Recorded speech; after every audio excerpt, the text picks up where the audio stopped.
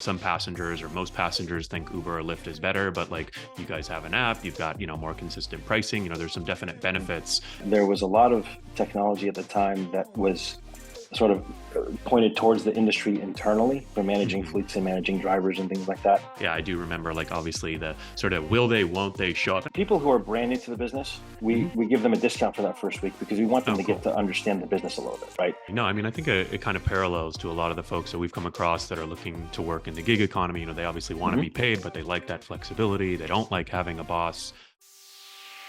Welcome to the Rideshare Guy podcast, where you will learn about the rideshare and mobility industry, straight from Harry Campbell, who's got over 5 years experience covering the industry and has talked to thousands of drivers. There's no better place to stay up to date, entertained, and educated. So let's dive in. All right. So Chris Sweis is the CEO of Yellow Cab of San Francisco since 2017 and the chairman of the SFMTA, Taxi Advisory Council, since 2010. He's headed an advisory council comprised of 13 constituents from the taxi industry, including drivers, company owners and managers, medallion owners, disability advocates, and passengers. He's also the co-founder of the Flywheel taxi app. So safe to say he is a big time name in the taxi industry. So I'm excited to have you on and represent taxi drivers everywhere. Does that sound about right, Chris? That does. Thanks for the introduction. And just a quick correction: that Taxi Advisory Council for the SFMTA was only there for about a year or two while they were working on the medallion program. Okay. But, Cool, yeah. cool. Well, I think it's safe to say that you've been involved in the taxi industry for quite some time. I mean, why don't we start there? Tell me, how did you first get started in transportation or the taxi industry specifically? Like, what got you interested and excited? Yeah. So my family had been in the business since the early 80s. Oh, And wow. my father had started our company and I jumped in 2008. And I saw that there was a lot of technology at the time that was sort of pointed towards the industry internally for managing Hmm. fleets and managing drivers and things like that. But there was nothing that was external that would benefit the consumers. And so Gotcha. I saw that there was a lot of improvement to be made there. And that's really what got me interested into coming in and managing it, Got it. And so getting your involved in the father business. started Yellow Cab of San Francisco, or was it a different business at the time? Yeah, it was a different business. We've got our company has gone through a variety of different names. The most recent one was Citywide Taxi Hmm. in sort of the mid 2000s, Hmm. and then we acquired the assets of Yellow Cab in 2017, and Gotcha. we've been operating it since. Gotcha. Okay, cool. And did Yeah. you have a technology background before you got into the space, or what kind of, you mentioned that, there was a lot of this technology you were seeing. Was it sort of an interest of yours, or were you like an expert and you're ready to bring it to your father's business? No, actually, my college degree is in I had a bachelor of science in biology, and I was working in the mortgage space. Nice. So part of the trigger was the financial crisis in 2008, Mm, and so everything that I was working in had blown up, and my dad had our business obviously, and I saw there was this interesting gap that I could come in and do something with, and that's what really yeah. attracted me to it.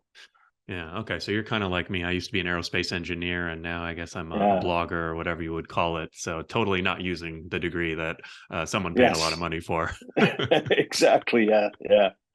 But, one thing that it kind of reminds me of is, so I think we work with a lot of, small and medium-sized businesses in certain Mhm. industries. And, there's always this sort of like touting of technology. I was at a pho restaurant yesterday and they had these little robotic servers, coming to you and, Yes. but then they would go to the wrong table. And I'm here thinking to myself, like, this is cool. It probably sounds great on a pitch deck, but like, how useful is it actually in real life to the people that are actually running businesses? So I'm curious, like, what did you think about, like in 2008, like with all these promises of technology, like, did you Yeah. think they were kind of BS, or did you think they'd actually help, or how do you sort of like parse the narratives? Well, it was early on. I mean, this was pre. I think the iPhone 1 had just launched around that Hmm. time, Gotcha. and what we were looking at was, okay, what if there's nothing for the consumer? Yeah. And the big problem for the passenger in the taxi business was there's no transparency. It Yeah. used to be you call the cab company, you hopefully they pick up, and then they Yeah. they book your ride, and then it's like, okay, now I just got to sit back and twiddle my thumbs Yeah. and wait to see if somebody will show up. I have no Yep. idea, and you're calling back every 10 minutes. So that was really the gap that I Gotcha. saw. And so the first sort of piece of technology that I worked on was a little website called what we called WebCabby, and the idea was that you can go online, you put in your address, your name, your phone number into the website. It Hmm. sends the request to our dispatchers. Once they Mm. assign a cab for you, you get to see on the website which cab was coming to pick you up. Gotcha. So that was like sort of the very first thing that you could do, which was, okay, I've got a confirmation that I'm going to get picked up, and I Yeah. know which cab number I should be looking for. That sort of evolved over the next few years, and it ended up turning into we ended up merging that technology that we had built with another company, and that ended up being the genesis of Flywheel, the taxi app. Gotcha. Okay, cool. So Yeah, yeah, no, I think I like that sort of, I'm kind of going in the way back machine, right? Thinking back to, when yeah, people would call taxis. And yeah, I do remember like obviously the sort of will they, won't they show up? And I feel like they often showed up, but maybe it was like, is it gonna be 10 minutes, 20 minutes, 30 minutes? So solving that problem for the customer. So I mean, tell us, so we sort of understand like what the transportation landscape was like back then. How has it sort of shifted, evolved? Like what do you see as the biggest changes from the business today and how you guys are currently operating?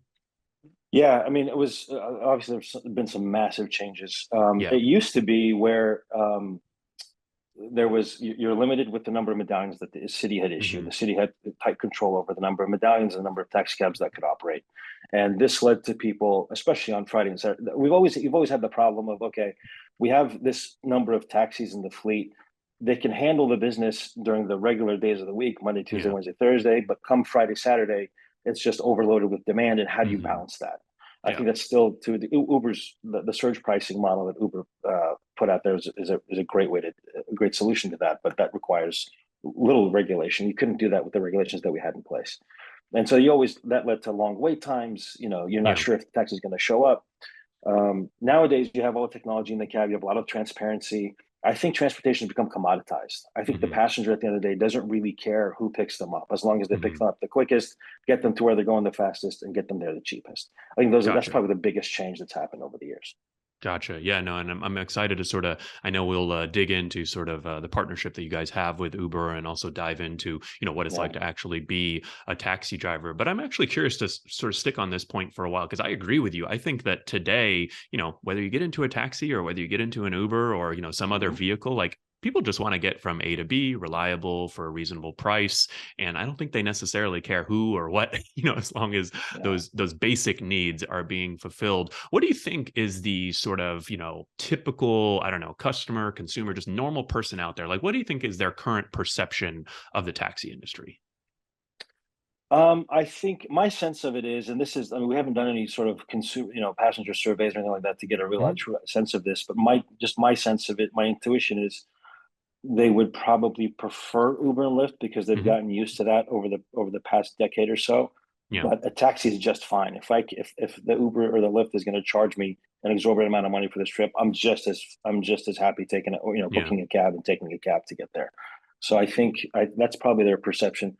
It's a I think it's you know taxis are great. They're kind of the old thing, but the old thing will work for us Mhm. if need be. Got it. So is the challenge for you to sort of convince customers that they should, maybe come back to taxis or give them a try? Or, how do you think about those customers? Like, because I agree, I think the perception is probably that, some passengers or most passengers think Uber or Lyft is better, but like you guys have an app, you've got, more consistent pricing, there's some definite benefits that are out there on the taxi side. So how do you think about Yeah. those customers? Do you think about changing the perception or do you just sort of, eventually it'll get better? Or what are your plans? I think the onus is on us as an Hmm. industry, and for me, Yellow Cab specifically. Like, we just have to make sure that we're providing great service as much as we can. Yeah. The big challenge that we have right now is getting drivers. We Yeah. don't have enough drivers. We have a lot of demand because Uber and Lyft. I think there's Mm. a lack of there's a lack of work, or there's a small workforce in the service industry in general right now. Hmm. And so whether Yeah. that's restaurants, hospitality, Yeah. transportation, Definitely. you don't have a lot of labor there. And so the challenge for us, and so you have a lot of demand. This drives the prices for Uber and Lyft up, and then that sends customers to us for transportation. So we have a lot of demand as well now. And the challenge for us is really getting more drivers into our fleet to service the demand that we've got. I think if we can do that, along with keeping our fleet modern and current, and then the technology that we've implemented a lot of the new technology in the last couple of years, which is one of the things that I really wanted to do when we acquired Yellow's assets. So I think we're on the right track. The big thing is really just proving ourselves as a reliable source of transportation for passengers. I think they'll come. Yeah, very cool. Well, let's focus on the driver for a moment, something that I know a bit Sure. about, as you know. Yeah. Well, first, tell us about your fleet. So you guys Yellow is operating in San Francisco, and how many drivers do Mhm. you have? What's the current setup, size, and scale? Yeah. So we're operating in San Francisco and at the airport. We have, at any given time, we've got 300 cabs that are out on the road. Oh, wow. We have probably, I would say, 400 to 500 drivers that are driving those taxi cabs. Hmm. We do about roughly 30,000 trips a week. Um, so it's that gives you a good sense of Yeah, where we are. We're the largest fleet in San Francisco. We probably do 3x the number of rides as the next largest fleet. got it. And so there are a few other fleets, it sounds like, but they would be under a Mhm. different brand. So I guess when someone's calling for a ride, with you guys, for example, in San Francisco, it's typically coming through your channels or their apps or aggregators that people use. Yeah. So people can call in. So the thing about taxis that is different is because we're regulated by the city, we have to service all of the Hmm. citizens of San Francisco, Yeah. right? So whether you're banked or unbanked, whether you have a smartphone or you have to use your traditional phone to call us for a ride. So we're open to anybody and everybody to Yeah. provide service to. So we have our call center, we have our Yo Taxi SF app, we have a website that people can book through, and then those are the main ways that people get in touch with us. And of course, there's the street hail, right? Which is Yeah. that's the iconic taxi image, which Yeah. is hailing a cab in the street. We still do about 40% of our rides are still street hails. Oh, So that's wow. still a prevalent. Yeah, San Francisco is a great taxi city in that regard. Yeah. That's still a big chunk of the business for the drivers. Yeah, and I mean, I know that, like when I've been in San Francisco or New York City, I mean, really any high density cities, right? Like you call for an Hmm. Uber or Lyft, sometimes it takes a while with traffic or one-way streets. And so, that Yeah. sort of street hail model, I think works really well. And, kind of like the high density situations, right? Airports also, right? Where you can just kind of walk out. And so I think there are some definite inherent advantages to the model. When you think about drivers, like who do you think are the best candidates for driving a taxi for you guys? I think it's people who the 9 to 5 doesn't work for you.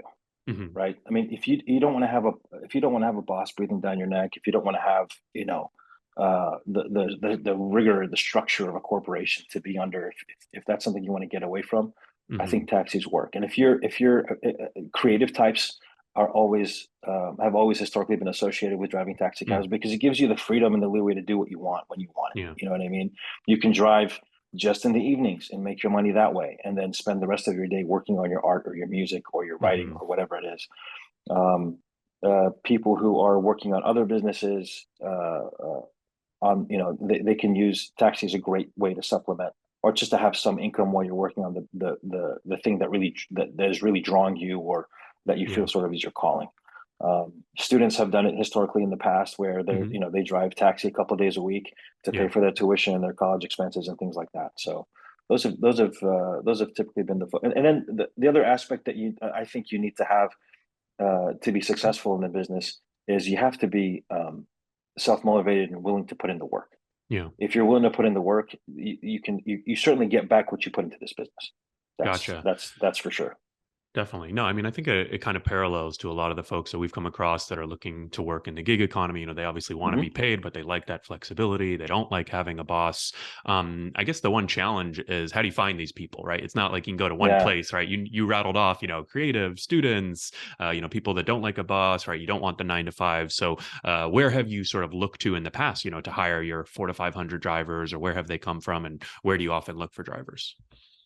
Yeah, I think the drivers that are with us have been with us for a while. Word of Hmm. mouth is a huge source for us. So when a Gotcha. driver comes in and he sees the kind of money that he can make driving a taxi cab, he often goes out and tells his friends, his families, Yeah. whoever it is, and that's pretty much how historically it's been when we recruit drivers. In the past, so driver recruitment is a new thing for us Hmm. because in the past it was really just word of mouth. You Gotcha. know what I mean? The pre Uber and Lyft, the money was so good in San Francisco that Hmm. you just hear about it. People would, you'd have somebody who was a cab driver. They'd have a cousin or a brother or a relative who Gotcha. came to immigrate to the country brand new, and they'd say, "Hey, best way to start making money right away, drive a cab." Hmm. And they would be making good money. They'd kind of get stuck into it. There's so many people that I've talked to over the years who said, "Hey, I was just going to drive for a month or just for Yeah. 6 months until I got out of college. And here I am, 10, 15 Yeah. years later, still driving a cab." Yeah. Well, and you know what's interesting? I feel like I've come across a lot of people in, my work for the rideshare guy, but also just in general Mhm. who have told me like, oh yeah, I used to drive a cab back in the 80s or the 90s or the Yeah. 2000s. So I feel like, there are a lot of people who have been attracted to it over the years. And it sounds like, now the challenge is, sort of used to grow through word of mouth, now looking to other channels. You talked about the earnings, sort of being the main attractor. And it's funny, Yeah. people always ask me like, oh, why do people work in the gig economy? It's like, they got to make money, right? So it's sort of Yeah. like, it's a bit obvious, but so how much can taxi drivers, yellow cab drivers in San Francisco earn, for example? Yeah. So we've it's gotten pre-Uber Lyft, people were making, fantastic. I mean, Hmm. 10, $15,000 a month, and they're back to that now. So in February of this year, our top driver made about, let's see, $17,000, Oh and wow, in that's 1 month. February in 1 month. That's now he's the top Hmm. driver. There's a lot of caveats that go with that. He's working. Yeah. He's probably working. Some guys can do that in about 20 days of work a month, but they're Hmm. working long hours. They're sort of picking their shifts. They're taking advantage of all of the different accounts and different opportunities that we provide the drivers. Yeah. Um, so that's, but you can earn up to that much. The most drivers probably earned about 5 grand in Hmm. February, and then you look at August, which is the highest earning month that we have Mm. typically throughout the year. Drivers there are making $20,000 a month, working about 15 to 20 days, and Mm. then most drivers probably made 7 grand that month. So a lot of Wow, variables go into it. for Anybody who sure. drives for Uber and Lyft knows that there's a lot of variables that go into Yeah. where you want to drive, the hours that you put in. Yeah. Well, one thing that I already appreciate you about, Chris, is you didn't dodge the question, right? It's a tough question to answer, right? Yeah. But it's honestly like it's the thing that everyone wants to know. It's like, how much can drivers Yeah. make? And so I think I really, like the answer you provide. It's like, hey, if you're a top driver, this is not going to be everyone, right? The earnings potential might be 2 to 3x, but the average, might be lower, is lower, right? And so I think that's kind of cool. I didn't actually realize that, the sort of variability is that high with taxi drivers, very similar to gig drivers. You also mentioned something interesting that I think my audience might like. August is the highest month. Typically, with rideshare, we've actually seen like they call it like the summer drop off, right?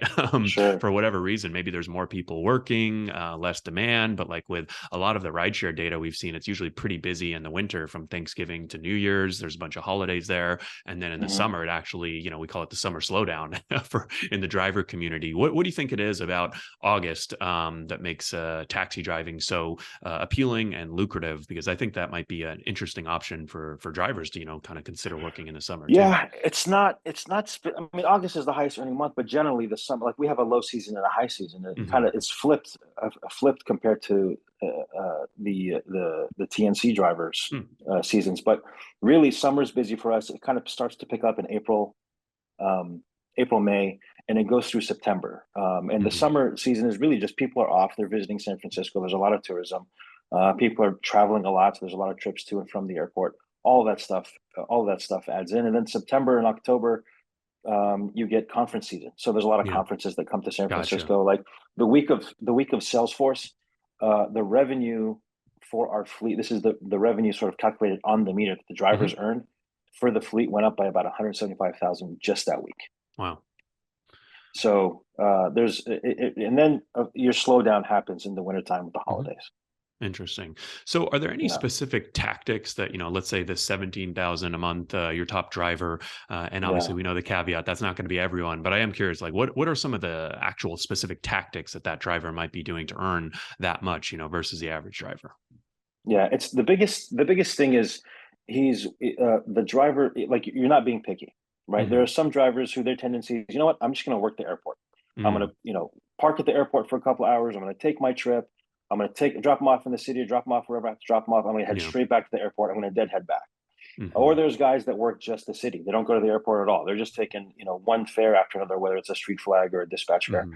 The guys that earn the most have a combination. They figure out how to balance both, Yeah. where it's, hey, let me go out in the early mornings You have to be willing to do this. This is the tough part of it. You got to get up at 3 a.m., 4 a.m. Yeah. You take those first couple of airport runs that happen in the early morning. You work the city during the rush hours, and then you supplement maybe with some of our account work in the middle of the day when things are slow. I think that's how the guys who earn the most probably Got it. have that kind of a configuration to their work. Yeah. So it sounds like sort of that combination of high utilization, sort of driving the busy times, the busy places, and also Yeah, thinking about, like what are, hey, 3 a.m., like obviously most people don't want to drive at that time, but there are rides available, there are, and so we see this a lot too, for Uber and Lyft drivers, right? We tell them, like early mornings, no traffic, longer rides, people going to the airport, right? And obviously not everyone is willing to work those times, yeah, the Sundays, right? The walk of shame rides, as we call it, right? Like a lot of drivers stay out late on Saturday night, but there are people who need to get home Sunday mornings, right? And there aren't as many drivers yeah, out because they've all been out late, right? So I think that combo of like kind of hustle and working when maybe others aren't willing or wanting to work, and then just sort of staying busy,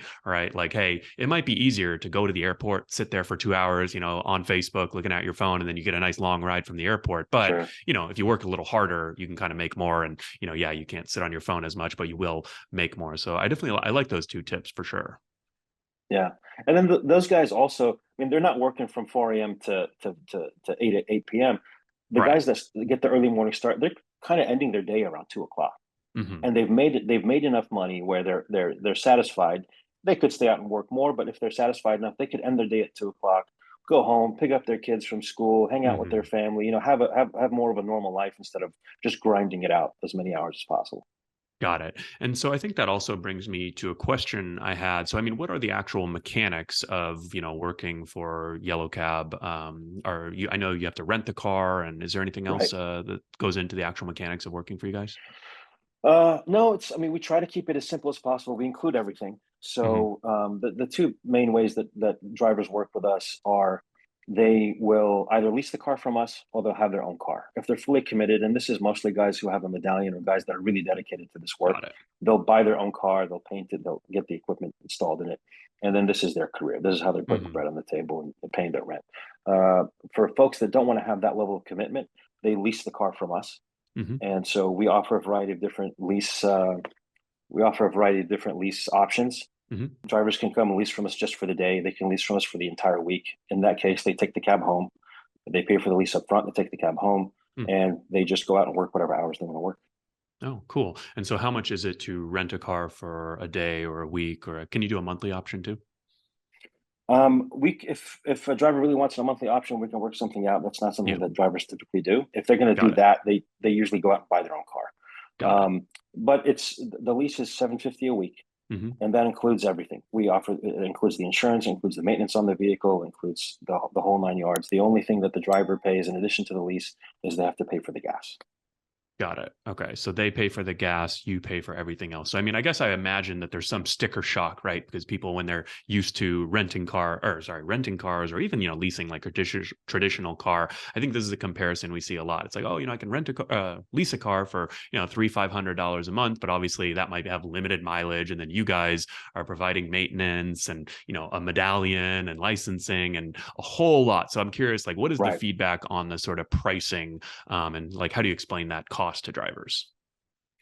It's everything that you said. So there's the medallion Hmm. involved with it. The vehicles our vehicles are inspected by the city, and Hmm. so we maintain them to the level that the city requires. The Yeah. insurance, commercial insurance, is very expensive. That's one of Yeah. the things that I think TNC drivers may or may not realize is that Hmm. the cost of auto liability insurance for a commercial use, the way taxi cabs are used, is very expensive, and that's a Yeah. big chunk of what goes into those costs. On the other hand, it's really you're kind of renting a tool for a job, Hmm. so you can compare it to like a construction worker. They're going to go rent a jackhammer, or they're going to rent a piece of equipment from equipment rental place to get their job done. You're Yeah. effectively doing the same thing, right? You're renting Hmm. your equipment to get your work done and to earn money. And the numbers that we're talking about really make it. It's when you look at it in the big picture, Yeah. it's a pretty reasonable. It's a pretty reasonable sort of relationship between them. drive Gotcha. income. So Yeah. let's say I'm a driver. I come and rent a vehicle from you for a week for $750. What do you tell drivers? Like, how many hours should like probably shouldn't go out and only drive 5 hours a week, right? What Yeah. expectations do Yeah. you set for drivers? What should I expect? What should I do? How many hours do you think I should put in at a minimum? What do you tell your drivers who are renting from you for? Let's say I'm a first time. This is my first week with Yellow Cab. What should I expect and do? So for people who are brand new to the business, Hmm. we give them a discount for that first week because we want them Oh, to get cool. to understand the business a little bit, right? We want them to understand the flow of the city. Hmm. It's going to take more than a week to do that, but a week gets you in there, gives you a sense of, okay, this is how Hmm. much. There's not going to be that sticker shock in the beginning. You get a Hmm. sense of, okay, how much can I? I'm just starting out, but I can earn this much per Yeah. week doing this job.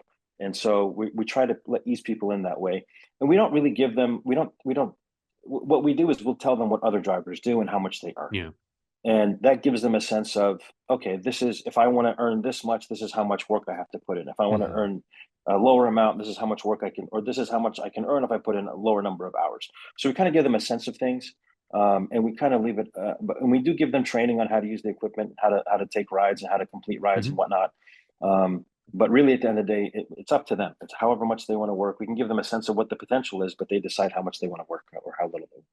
Got it. So let's say I'm someone that's looking to make $1,000 a week. So I guess I would need Mhm. to clear $1,750 with you guys, then minus that 750 weekly expense would leave me with $1,000. So what would you recommend to someone like me if I wanted to net $1,000 a week driving for you guys? Yeah, so the most recent data that I looked at, the most recent 3 months, are actually, I'm sorry, this was for October. Okay. Drivers who drove 40 hours a week or Hmm. more averaged about $2,200 a week in revenue. Got it. So you pay your lease out of that, you pay your gas out of that, and then you pocket whatever's left. Got it. So 2,200 a week if I drive 40 hours a week or more. Yeah. Got it. So that would be minus the 750 and then the cost of gas, which also leads me. I think what type of vehicles do you guys provide? Yeah, so our entire fleet is hybrid vehicles, Okay. barring the wheelchair accessible vans. Those are not hybrids, um, and so they're mainly Ford Fusions. We do have some Toyota Priuses and Toyota Camrys, and we're actually in. I'd say by Q1 we're going to have the first electric vehicles deployed in the fleet as well. Oh, cool. Well, I think that's a good selling point because I think one thing that we see with a lot of drivers is, believe it or not, as a rideshare driver, taxi driver, you put a lot of miles on your vehicle. You So if you're do, using you do your absolutely. personal car and doing 1,000, 1,500 miles a week, it's like, wow, obviously there's gas, but the maintenance, the depreciation, right? And I think Yeah.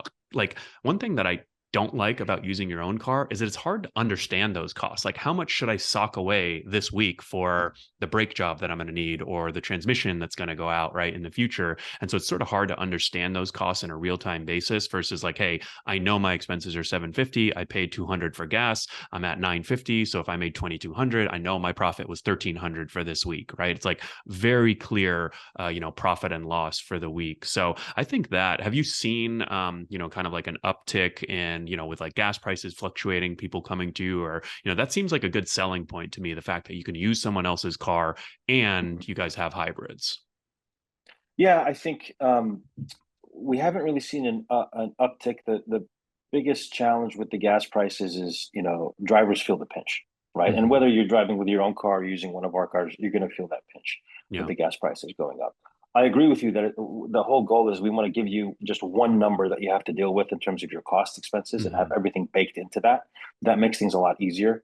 But the value, the reason that I mean, there's obviously electric vehicles is the next stage, but the big Hmm. the big value for us is the maintenance is a lot cheaper on those vehicles because you don't have an engine and transmission that you have to worry about. Yeah. The gas, the fuel costs go down quite a bit, and then we can pass some of those savings on to the drivers as well. Yeah. Got it. So I know we did a cool blog post on the Rideshare Guy about some kind of unique aspects of driving a taxi in San Francisco, and there was a few that I Mhm. learned. So I don't know if you want to highlight, like, what's one thing maybe we covered in that blog post or that you've seen that's like a cool benefit for drivers, that maybe isn't as obvious. The big one that isn't as obvious is the transit lanes and the transit access throughout the city of Hmm. San Francisco. So people, if you drive in San Francisco, you're familiar with those big red, they call them the red carpet lanes, but Yeah. those are lanes that are dedicated for transit vehicles only. Because Yeah. we're a regulated part of the city transportation system, we get access to those lanes.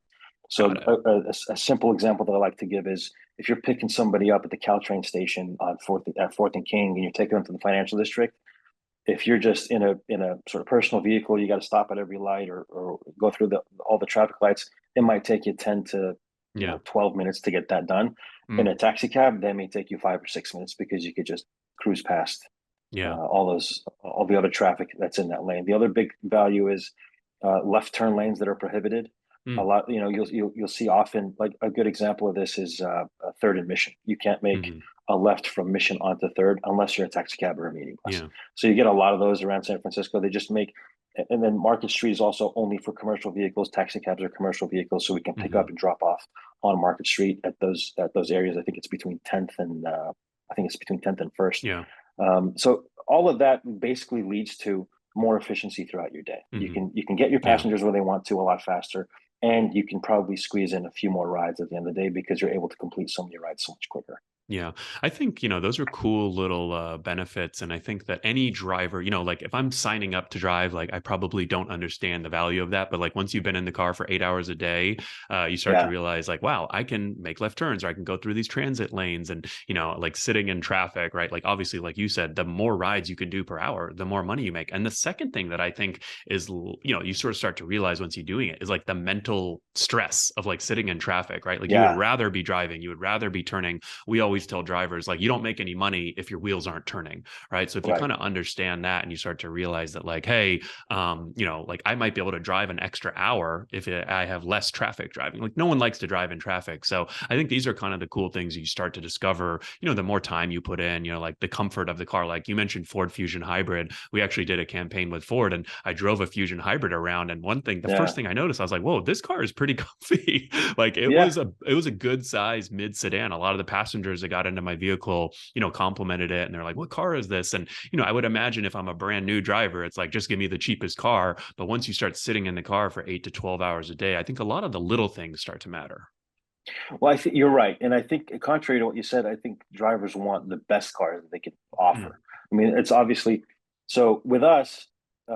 Tipping is a big source of income for drivers as well. If you have a clean car, if you can just be pleasant, you don't have to talk to passengers or chat them up. Just be pleasant with them. It's the high and the low when they get in the car, that kind of thing. You can really. I had a driver. I want to say this is back in 2011, 2012. Half of his income was tips. Wow. Just because he was so pleasant and so cheerful and so, positive, upbeat with the passengers. You know what I mean? Half of his income was tips. Now that's not typical. This is kind of one of those stories to illustrate a point, but so the car matters. Yeah. The other thing is, going back to the access throughout the city. I don't know what it's like to be a TNC driver, but I know what it's like to be just a guy driving in San Francisco, being stuck at that light and really wanting to make that left turn instead of figuring out the other way to get around. You know what I mean? So I think that's a huge. And not only does it save you time and money, but that sometimes drivers do make that left turn and then get tickets, right? They're actually, I think a lot of TNC drivers can empathize. Unfortunately, they do get a lot of tickets, right? And so I think it's because of situations like that, or you have a passenger in the back, like, can you just make this left turn? And then, once you get the ticket, of course, they're not going to cover it, right? You're kind of that blows your whole day, right? I mean, all the income you're going to make that day goes to that ticket for a couple of $100. So if you can, I mean, anybody who's been in those situations, especially the TNC drivers who are driving full time, I think they get the value of that. Well, and sticking on the tips for a second, I mean, this is something that's interesting. We've seen, there's a pretty low percent. I think, like 5 to 15% of, most rides for rideshare drivers, they see a tip. And sometimes we try to highlight the stories where, drivers are doing well or going above and beyond that. But it seems like it's kind of an industry thing too. What is it about taxi driving, where people have always, right? Like most rides, I'm guessing, are tipped, and it's just kind of like the culture versus, other, newer services. I think the big part of it is there's the trends. Now this could be a pro and con, right? Historically it's been a con, but this is the pro side of this. It's the financial transaction that happens between the passenger and the driver, right? The apps take that out of the equation. You don't have to worry about that anymore. It's taken care of for you. But the fact that there's going to be that transaction somehow, I think that's interaction between two human beings. It leads to people wanting to appreciate their drivers more if they've done a good job for them. Or it gives them the ability to do it if they want to. Got it. Yeah. I mean, I think the tips are, something that are very cool, the transit lanes. And I guess the other thing too, that I thought of, and you've mentioned a couple times now, I guess the street hails, and then also the airport pickups, right? Right. Rides are very lucrative, and taxis can often in many cities, pick up right at the curb, or they have sort of the system, where most people, 15 taxis will go and they'll tell you, oh, you go to number one, you go to number four. It's like quick Yeah. in and out, right? Yeah. It's like a Yeah. much better system, I think. So I guess those two are two nice benefits too. Yeah, I mean, at SFO, like I was just in Las Vegas for a taxi cab conference, and Mhm. you arrive there, and there's your queue. Go to number one, go Yeah. to number two. You just walk out, the cabs are waiting. Boom, you're on your way. I think the big thing at SFO is that the taxi queues are right across the street from baggage claim. Mhm. And so you grab your bags, you literally walk across the street, and there's cabs waiting for you. You can hop in the cab and you can go. So that is a little bit of a benefit. And the street pickups throughout the city. People typically think about, oh, I'm just going to stand on the curb and wave. Really, it's Mhm. that comes down to the hotel stands. There's taxi stands Yeah. throughout the city. There's taxi stands at different areas. Like if you go to, for example, the Golden Gate Bridge has a taxi stand dedicated there. Cool. The Symphony Hall has a taxi stand dedicated there. So there are various areas where there are venues where people Yeah. will need transportation, where there's a dedicated spot that they know they can get a cab or they can get a ride there. That's an additional value. Yeah. And I mean, I think it's interesting because you sort of have these built-in opportunities, right? Either structurally or policy, to kind of take advantage of these opportunities for taxi drivers. So it's like higher utilization, right? You can kind of, like we always tell drivers, right? When you have no passenger in the car, you're not making money, right? So if you have a 10-minute Yeah, pickup, like you're not making money, right? So the more you can kind of, grab people off the street, or, kind of reduce that waiting time, I think definitely beneficial. So are there any big downsides that you've found, that, you hear complaints from your drivers about, or areas of opportunity, or things that you guys are working on to make better in the future? yeah. I think one big challenge that people have when they're driving a taxi cab, which you don't have with the ride apps, is Hmm. you've got runouts, and that's a Yeah. legitimate thing. Because we offer rides to everybody in San Francisco. You're going to get cash rides. You're going to get times where people will flag Hmm. you down or they'll ask you to go for a ride, and they just run out on you. That's something to be wary of. But I think typically what has worked for drivers in the past, from what we've seen, is you got to just accept that as it's going to happen. You do your best to prevent it, Yeah. and you do your best to be sort of cognizant of things like that, possibly happening, and try to avoid it. But if it does happen, and it will happen, uh, just you gotta figure out how to get past it and just move on. Because if you're making, you know, $25-$30 an hour, and you're gonna waste your time chasing down somebody for a $10 or $15 fare, if you're gonna waste 10 or 15 minutes doing that, it just doesn't make sense. Just move on, Yeah. and keep going, and you'll make it up on the next one.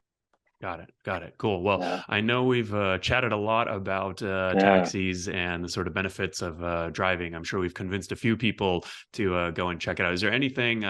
Feel free to let folks know if they want to sign up to drive with Yellow. Where can they go? And if there's anything else that you want to touch on or that we didn't hit, feel free. We can also end with that.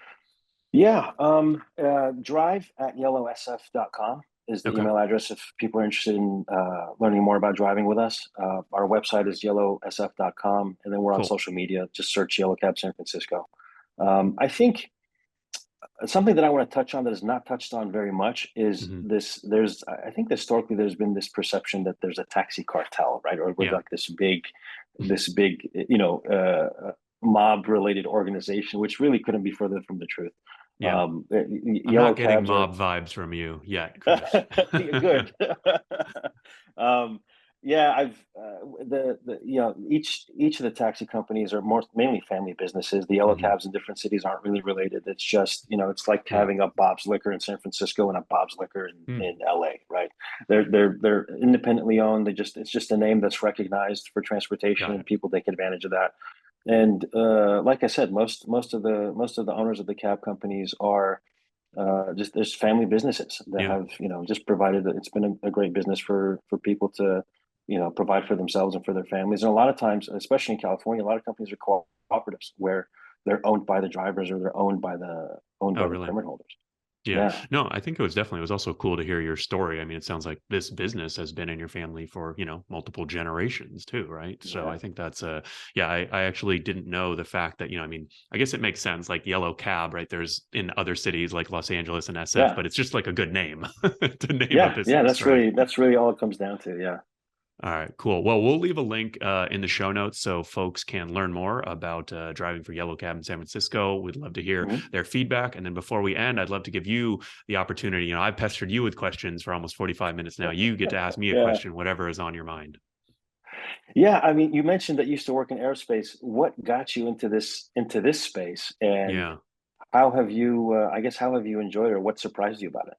Yeah, well, so I have always, I guess you would say, had a bit of an entrepreneurial bug. And I started spending, I graduated college in 2009 from UC San Diego with the aerospace engineering degree. I started working for Goodrich and Boeing and, aerospace companies basically Yeah. that were working on planes. So next time you fly, you can feel safe knowing that I had a hand in some planes like the Dreamliner and, others. But I'd always like dabbled in my own little businesses and side hustles. And I really got into working online. So I started a few personal finance blogs and started doing freelance writing. And in about 2014, I started driving for Lyft and Uber when I was living in Orange County at the time. And, I had a full-time job as an engineer working for Boeing, and I just, wanted to try it out, check it out. And it was easy, signed up in a parking lot, all that, those kind of Yeah. stories Yeah. that you Yeah. hear, and pretty quickly realized that, it's not rocket science being a driver, but like what you said really hit home. Like the top drivers can make a lot of money. The faster you understand that learning curve, how you're paid,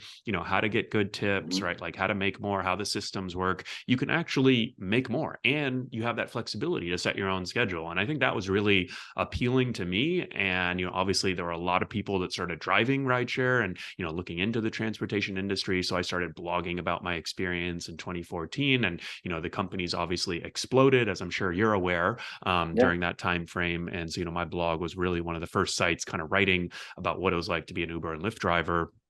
And then, kind of over the years, we've hired a number of contributors. We've launched a YouTube channel, courses, books, doing conferences, you name it, anything that you Mhm. type into a box on the internet around Uber and Lyft, but really transportation in general. And one of the reasons why I was so excited to chat with you, and kind of start, highlighting this opportunity for drivers, because like really anything that moves, I feel like is an interesting opportunity either on the work side, or there are a lot of parallels. I mean, our most popular YouTube video that has 6 million views is all about truck driving, right? Like there's a lot of folks Oh, that, interesting. I think that it's kind of like about finding the right opportunity for the right person. And so like I want to highlight, and really kind of like anyone who might be interested in taxi driving, like maybe they thought, I'm guessing that they probably learned a lot of the positive aspects about driving, how they can make more, how there are certain benefits. And, Yeah. so I think like kind of highlighting those work opportunities, like I've never been the type of person, and kind of now going forward these days, like my business is all about like, hey, we don't really make a judgment on anyone. Like if you want to do it, if you don't want to do it, we're Yeah. not trying to convince you.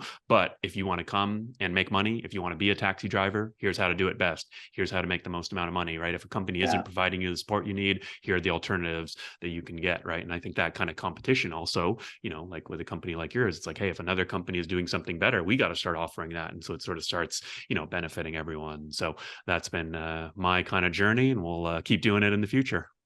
Yeah. Yeah. It's and you're right. I think we touched on the question briefly of how the taxi business or transportation has changed. My Mhm. view on it in the future is that I hope taxis can do this. It may not end up this way, but I think you're going to have sort of this space of last mile logistics, which Yeah. has obviously blew up in the pandemic. It's going to continue to grow, and I think taxis are best positioned to serve that space, because that's really what we've been about. And this is one thing that people. This is also another misconception for us. The driver's our customer, Hmm. because we lease that car to the driver, Yeah. and we've had the experience over the past 30, 40, 50 decades of managing fleets and bringing drivers together and figuring out how to do that piece, and we do that piece really, really well. Yeah. And so I think that the explosion of this last mile logistics space is going to be just a benefit for the taxi industry in general, and I Yeah. hope that's going to be the case. Definitely. Very cool. Well, we Yeah. appreciate you coming on, Chris, and we'll expect Yeah. big things and lots of new taxi drivers in the future. Take care. I hope so. Take care.